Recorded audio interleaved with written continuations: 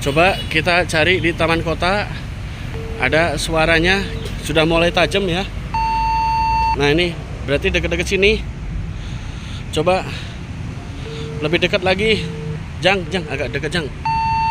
Detektor emas ya ini. Nah kayaknya di sini. Nah ini kan taman kota ini, dimana banyak masyarakat kadang-kadang yang kehilangan perhiasan di sini, tapi suaranya dekat banget di sini ya. Coba fokusin dulu. Nah ini. Nah kayaknya di balik sini. Coba dibuka nih. Di sini. Kita buka yuk. Nah ini apa ya? Oh, nah ini kertas bungkus rokok, bukan emas. Kertas bungkus rokok. Kena prank kita. Kena prank. Detektor emasnya kena prank kita. Apa kabar sahabat semuanya? Assalamualaikum warahmatullahi wabarakatuh. Penuh dengan keceriaan, hari Jumat penuh dengan barokah insya Allah. Amin ya robbal alamin. Buat teman-teman, selamat melaksanakan ibadah saum Ramadan, puasa Ramadan ya. Kawan-kawan, kali ini kita dihadapkan pada dua pertanyaan penting ya. Bang, enaknya kita maju lewat video short atau maju terus lewat video long? Kira-kira penghasilan uangnya bagaimana kedepannya, gaji video long dan gaji video short? Oke, saya akan cerita kepada teman-teman ya, pengalaman saya pribadi. Sewaktu saya menerima gaji pertama dari video long ya, sangat luar biasa, di luar ekspektasi ya. Dan bagi sebagian orang mungkin langsung bikin judul gaji pertama YouTube bikin mewek, gaji pertama dari YouTube langsung bikin nangis. Mungkin akan banyak tren judul dibuat kayak gitu ya. Nah, tapi tidak. Saya waktu itu benar-benar nerima gaji pertama dari YouTube, saya bahagia. Walaupun yang saya terima waktu itu masih 1.600.000, saya bahagia. Karena itu hasil dari jerih payah kita, dukungan dari kalian, para teman-teman, para subscriber, dan juga dukungan teman-teman yang telah memberikan support, super thanks maupun super sticker maupun super chat saat live streaming. Jadi itu semua adalah bentuk kecintaan kalian terhadap konten-konten saya. Saya bersyukur walaupun gaji pertama saya nggak sampai lebih dari 2 juta. Kemudian saya memiliki keputusan, kalau satu video kita mendapatkan RPM sekian, CPM sekian, ini akan saya tingkatkan dengan cara rajin upload video, lebih rajin lagi upload video, upload lebih sering lagi. Nah, itulah pada saat tahun 2022 saya upload video sehari 3 video panjang ya, setiap hari selama 2 tahun berturut-turut. Hasilnya sekarang teman-teman bisa dilihat di halaman channel saya ada 1.700 lebih video-video yang saya upload. Nah, saya konsisten. Nah, hitungan saya benar sahabatku. Kalau saya sering-sering upload, berapapun penonton yang saya dapatkan, saya tetap menang, saya tetap cuan. Buktinya gaji saya selalu cair per bulan ya, gaji saya selalu cair per bulan. Dan semakin lama ada kenaikan gaji. Inilah pengalaman saya pribadi. Kalau saya ingin berjuang di video panjang, saya harus gaspol upload video panjang. Begitu ya sahabat-sahabatku. Nah, kalau untuk short bagaimana Bang?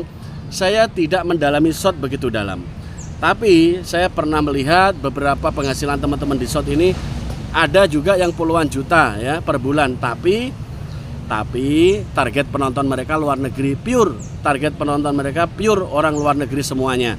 Dan cara settingnya justru lebih ribet ya, dan mereka memiliki gambaran-gambaran video-video short, rencana kerja short yang memang sudah cukup matang. Nah, kalau kita memulai short sekarang, saya kira agak terlambat. Maka dari itu untuk teman-teman yang ingin mendapatkan hasil yang lumayan banyak, cobalah teman-teman terjun di video long, video panjang ya. Memang durasinya di atas 8 menit, 10 menit, tapi itu akan sepadan dengan hasil kita. RPM-nya tidak akan mengecewakan. Apalagi kalau semakin hari teman-teman bisa meningkatkan kualitas isi konten. Subscriber semakin bertambah secara alami, maka nilai dari CPM dan RPM juga ada peningkatan. Nah, kalau teman-teman memiliki teman-teman dari luar negeri juga, diundang saat live streaming, gabung saat live streaming Esa Santuy, berkenalan dengan teman-teman dari luar negeri, itu juga akan menambah RPM ya, revenue per miles, penghasilan revenue per miles dari video kalian per 1000 penayangan. Ini bukan patokan utama. patokan utama adalah nilai dari video kalian.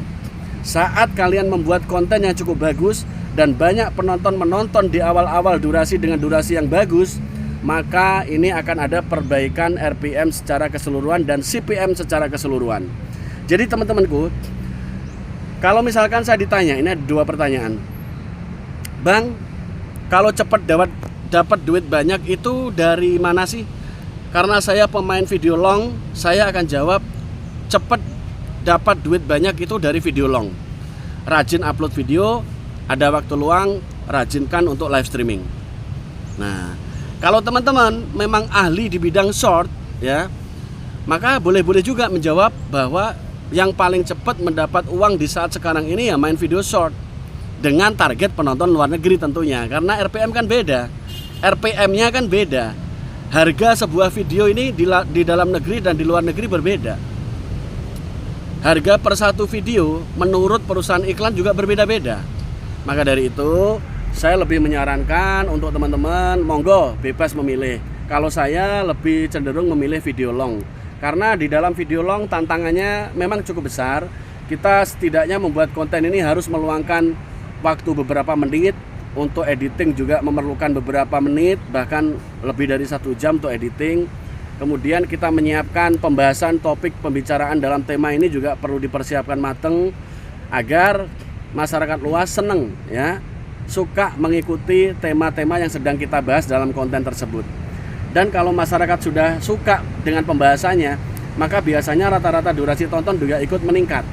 Kalau rata-rata durasi tonton masyarakat meningkat, maka di analitik sudah jelas, panah hijau ke atas, rata-rata durasi tonton ke atas, rasio klik tayang ke atas. Ini akan memungkinkan sebaran video kita di hari-hari berikutnya akan tersupport bagus oleh pihak YouTube, ya.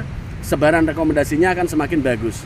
Video yang mendapat sebaran rekomendasi bagus terus-menerus adalah video yang setidaknya pada saat awal-awal muncul 24 jam pertama memiliki banyak penonton yang menonton lebih dari 40% dari total durasi.